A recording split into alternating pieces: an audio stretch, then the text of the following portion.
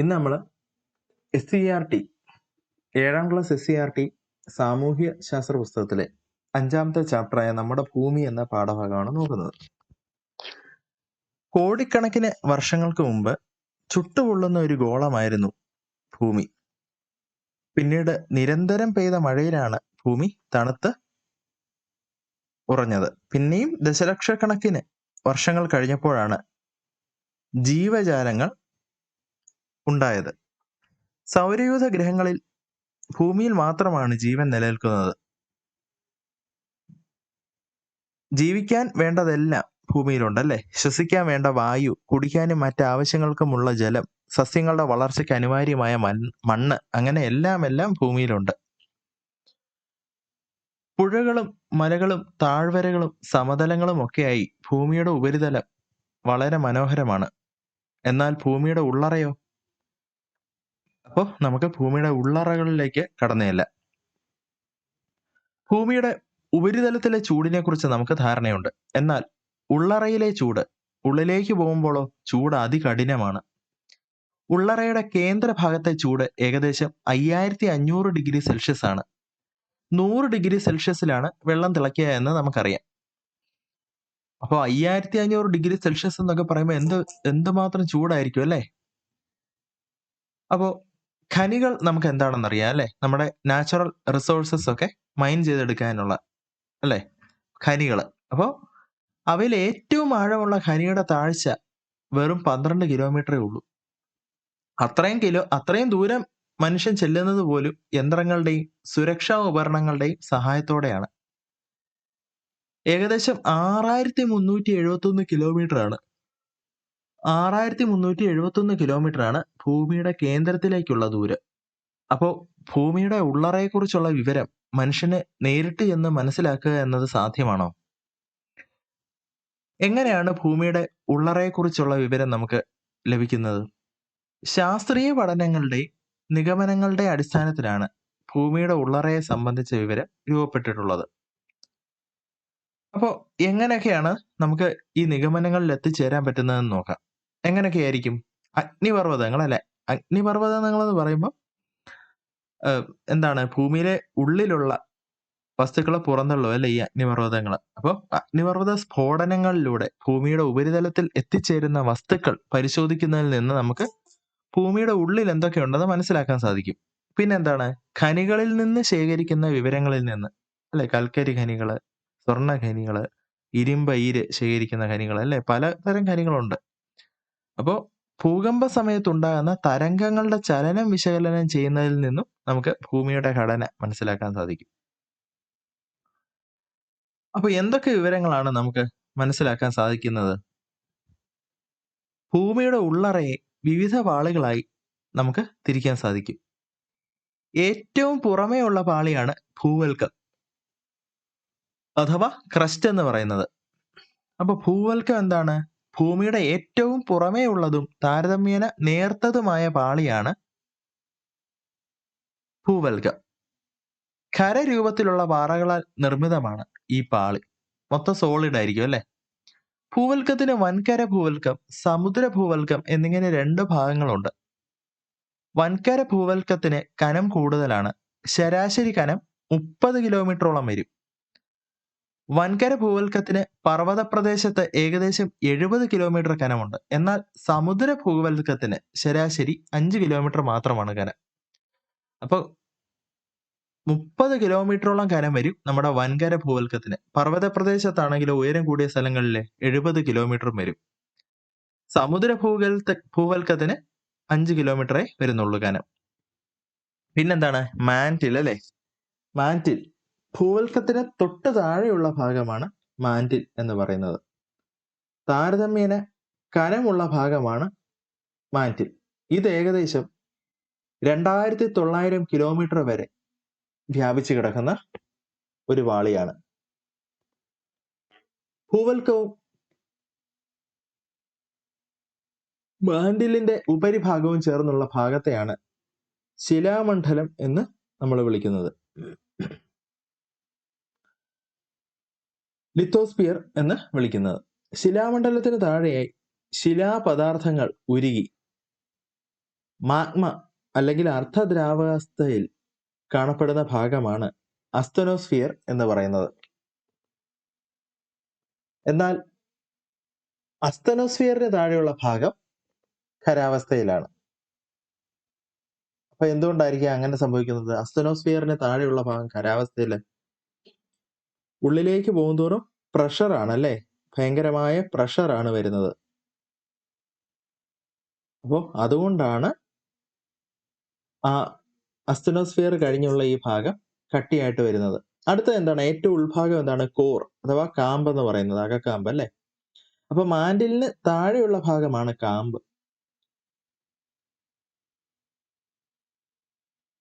കാമ്പിനെ നമുക്ക് പുറക്കാമ്പ്, അകക്കാമ്പ് എന്നീ 2 ഭാഗങ്ങളായിട്ട് തരംതിരിക്കാം. പുറക്കാമ്പ് ദ്രവാവസ്ഥയിലും അകക്കാമ്പ് ഖരാവസ്ഥയിലുമാണ്. കാമ്പ് മുഖ്യമായും നിക്കൽ, ഇരുമ്പ് എന്നീ ലോഹങ്ങളാൽ രൂപം കൊണ്ടതാണ്. അതുകൊണ്ട് തന്നെ കാമ്പിന് നിഫെ എന്നും പേരുണ്ട്. നിക്കൽ, എഫി, ഫെറസ്, അയൺ എന്നാണ് ഉദ്ദേശിക്കുന്നത് എന്നും പേരുണ്ട്. അപ്പോൾ അകക്കാമ്പിലെ ചൂട് ഏകദേശം 5500 ഡിഗ്രി സെൽഷ്യസ് ആണ്. ഭൂമിയുടെ സവിശേഷതകൾ എന്തൊക്കെയാണ് അപ്പോൾ നമ്മളിപ്പോൾ പറഞ്ഞത്? ഭൂവൽക്കം, മാന്റിൽ, കാമ്പ് അല്ലെ. ഭൂവൽക്കം എന്ന് പറയുമ്പോൾ ഏറ്റവും പുറമേ ഉള്ള ഭാഗം. 2ആയിട്ട് നമുക്ക് തരംതിരിക്കാം. ഏതൊക്കെയാണ്? സമുദ്ര ഭൂവൽക്കവും വൻകര ഭൂവൽക്കവും. തിക്നെസ്സിന് വ്യത്യാസമുണ്ട് അല്ലെ. പർവ്വത പ്രദേശങ്ങളിലാണെങ്കിൽ 70 കിലോമീറ്റർ കനമുണ്ട്. അല്ലാത്ത സാധാരണ സ്ഥലങ്ങളിൽ 30 കിലോമീറ്ററോളം വരും. അതേസമയം കടലിന്റെ സമുദ്ര ഭൂവൽക്കമാണെങ്കിൽ 5 കിലോമീറ്ററേ കനം വരുന്നുള്ളൂ. മാന്റിലോ 2900 കിലോമീറ്റർ വരെ നീണ്ടു കിടക്കുന്നു. പിന്നെന്താണ്? മാഗ്മ ദ്രാവക അവസ്ഥയിലാണ് ഇവിടെ കാണുന്നത്, അർത്ഥ ദ്രവാവസ്ഥയിൽ. പിന്നെന്താണ്?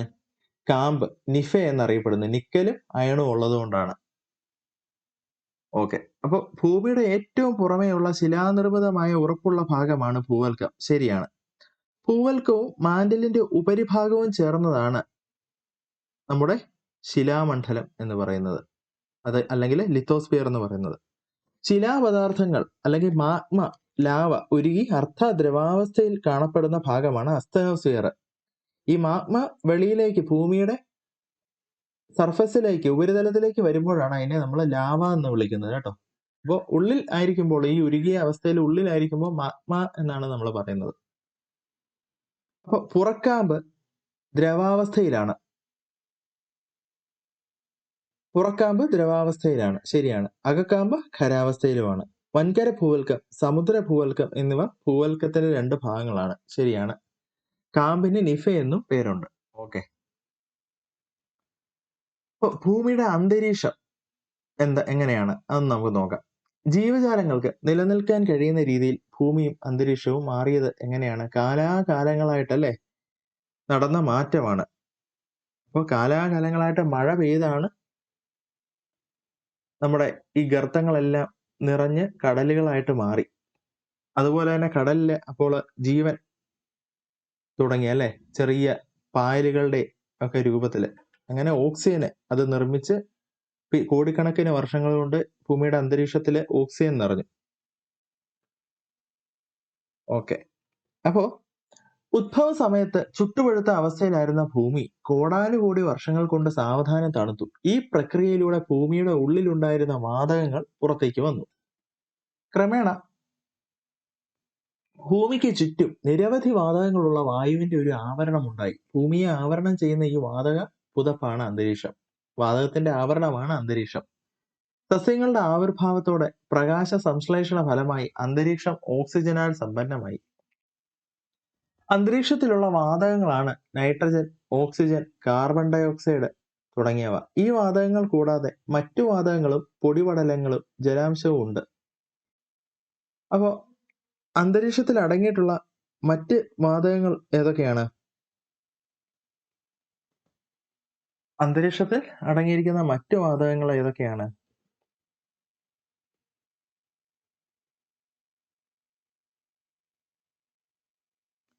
ഓക്സിജൻ, കാർബൺ ഡൈ ഓക്സൈഡ് എന്നിവ കൂടാതെ അന്തരീക്ഷത്തിൽ നൈട്രജൻ അല്ലേ, വാട്ടർ വേപ്പർ ഉണ്ട്, ആർഗൺ, ഹീലിയം, അതൊക്കെ വളരെ കുറച്ച് അളവിലേ ഉള്ളൂ.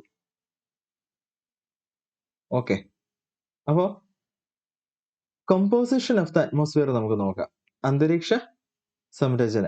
ഭൗമ ഉപരിതലത്തിൽ നിന്ന് 10,000-ഓളം കിലോമീറ്റർ ഉയരം വരെ അന്തരീക്ഷത്തിന്റെ സാന്നിധ്യമുണ്ട്. എന്നാൽ ആകെ അന്തരീക്ഷ വായുവിന്റെ 97% സ്ഥിതി ചെയ്യുന്നത് ഭൗമ ഉപരിതലത്തിൽ നിന്ന് ഏകദേശം 29 കിലോമീറ്റർ ഉയരം വരെയാണ്.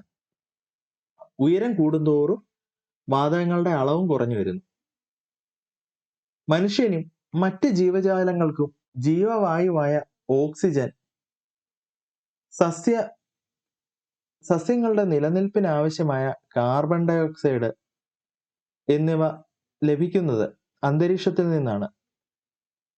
ഈ 2 വാതകങ്ങളാണ് ഭൂമിയിൽ ജീവൻ നിലനിർത്തുന്നതിൽ മുഖ്യ പങ്ക് വഹിക്കുന്നത്. അപ്പോൾ മറ്റു വാതകങ്ങൾ എന്തൊക്കെയാണ്?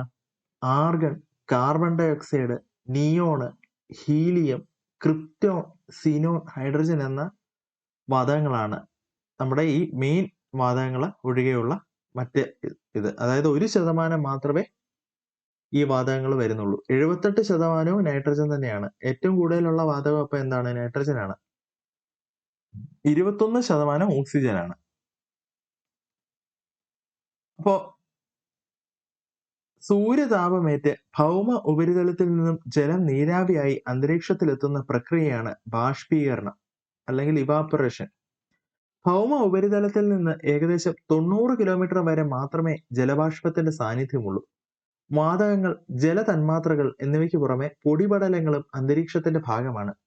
പൊടിപടലങ്ങൾ സാധാരണയായി കണ്ടുവരുന്നത് ഭൗമ ഉപരിതലത്തിനോട് ചേർന്നുള്ള അന്തരീക്ഷ ഭാഗങ്ങളിലാണ്. അന്തരീക്ഷത്തിലെ നേർത്ത പൊടിപടലങ്ങളെ ചുറ്റി അന്തരീക്ഷ നീരാവി ഘനീഭവിച്ച് മേഘങ്ങൾ രൂപപ്പെടുന്നു.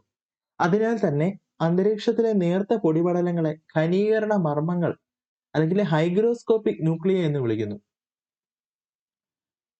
അപ്പോ ഈ നേർത്ത പൊടിപടലങ്ങള് നമ്മുടെ അന്തരീക്ഷത്തിലുള്ള ഈ പൊടിയെ ചുറ്റിയാണ് ഈ നീരാവി ഘനീഭവിച്ച് മേഘങ്ങൾ രൂപപ്പെടുന്നത്.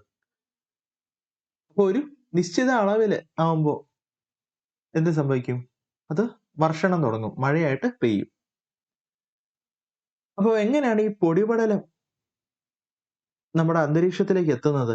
കാറ്റിലൂടെ ഭൂമിയിൽ നിന്ന് ഉയർത്തപ്പെടുന്നവ, പിന്നെ എങ്ങനെയാണ് അഗ്നിപർവ്വതങ്ങളിലൂടെ പുറത്തു വരുന്നത്, പിന്നെ ഉൽക്കകൾ കത്തുന്നതിലൂടെ ഉണ്ടാകുന്ന ചാരം. അപ്പൊ ഇതെല്ലാം തന്നെ നമ്മുടെ അന്തരീക്ഷത്തിൽ പൊടിപടലം ഉണ്ടാവാൻ കാരണമാണ്. ഭൂമിയുടെ ജീവജാലങ്ങൾക്ക് നിലനിൽപ്പിന് അന്തരീക്ഷം എങ്ങനെയൊക്കെ പ്രയോജനപ്പെടുന്നു? കാലാവസ്ഥാ പ്രതിഭാസങ്ങൾക്ക് കാരണമാവുന്നു അല്ലെ. പിന്നെ ഹാനികരമായ സൂര്യരശ്മികളിൽ നിന്ന് സംരക്ഷിക്കുന്നു. പിന്നെന്താണ്?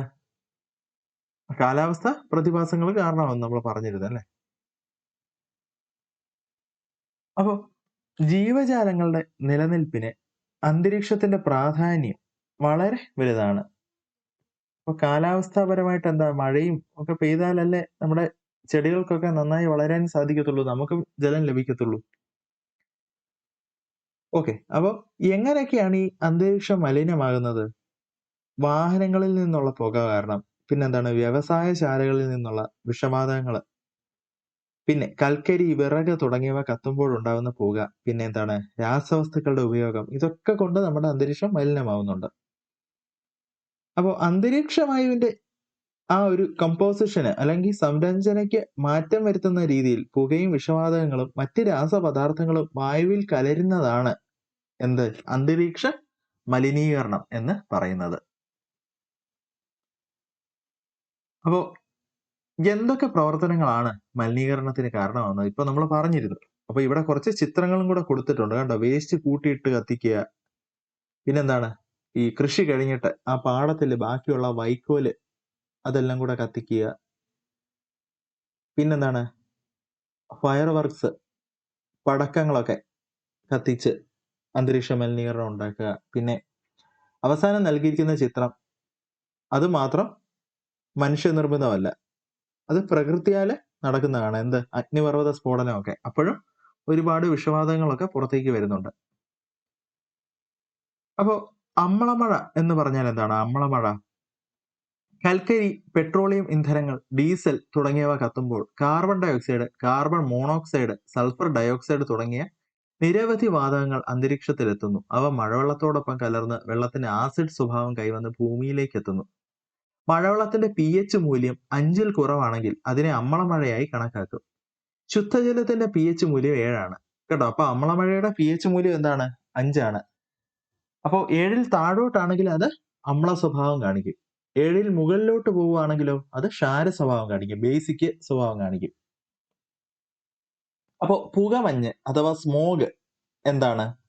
പുകയും മൂടൽമഞ്ഞും ചേർന്നാണ് പുകമഞ്ഞ് രൂപപ്പെടുക. പുക എന്ന് പറയുമ്പോൾ സ്മോക്ക്, മൂടൽമഞ്ഞ് ഫോഗ്. അപ്പൊ ഇത് രണ്ടും കൂടെ ഒരുമിച്ച് ചേർത്ത് വിളിക്കുന്നതാണ് സ്മോഗ്. വ്യവസായശാലകൾ, നിർമ്മാണ പ്രവർത്തനങ്ങൾ, വാഹനം, കാർഷിക വിളകളുടെ അവശിഷ്ടങ്ങൾ കത്തിക്കൽ തുടങ്ങിയ പ്രവർത്തനങ്ങളിലൂടെ ഉണ്ടാകുന്ന പുകയും പൊടിപടലങ്ങളും അന്തരീക്ഷത്തിൽ നിറയുന്നു. ഇവ മഞ്ഞുമായി കലർന്ന് പുകമഞ്ഞ് രൂപപ്പെടുന്നു. പക്ഷാഘാതം, ഹൃദ്രോഗം, ശ്വാസകോശ രോഗങ്ങൾ എന്നിവ വർദ്ധിക്കാൻ വായുമലിനീകരണം കാരണമാകുന്നുണ്ട്. അപ്പോൾ അന്തരീക്ഷ മലിനീകരണം ഒഴിവാക്കാൻ നമുക്ക് പല കാര്യങ്ങൾ ചെയ്യാൻ പറ്റും അല്ലെ? കൂടുതലായി വൃക്ഷത്തൈകൾ നട്ടുപിടിപ്പിക്കുക, ചെടികൾ നട്ടുപിടിപ്പിക്കുക. പിന്നെന്താണ്? സോളാർ പാനൽസ് ഉപയോഗിക്കുക, വൈദ്യുതി ഉൽപ്പാദിപ്പിക്കാൻ വേണ്ടി ഫാക്ടറികൾക്കൊക്കെ പകരമായിട്ട് അല്ലെ? നമ്മുടെ ഇലക്ട്രിസിറ്റി ഉണ്ടാക്കുന്ന ഇടങ്ങളിൽ എങ്ങനെയാണ്? സ്റ്റീം ജനറേറ്റ് ചെയ്തിട്ടാണ് ടർബൈൻ കറക്കുന്നത് അല്ലെ? ഡീസൽ റിയാക്ടറിലും മറ്റും.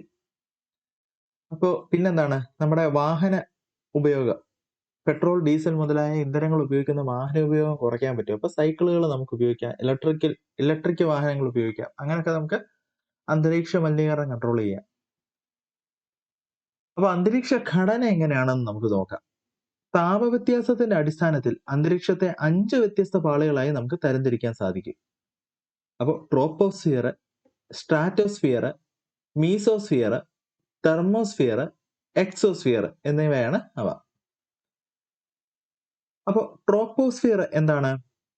അന്തരീക്ഷത്തിന്റെ ഏറ്റവും താഴെയുള്ള പാളിയാണ് ട്രോപ്പോസ്ഫിയർ. ഇതിന്റെ ഭൗമ ഉപരിതലത്തിൽ നിന്ന് ശരാശരി 13 കിലോമീറ്റർ വരെ ഉയരം വരും.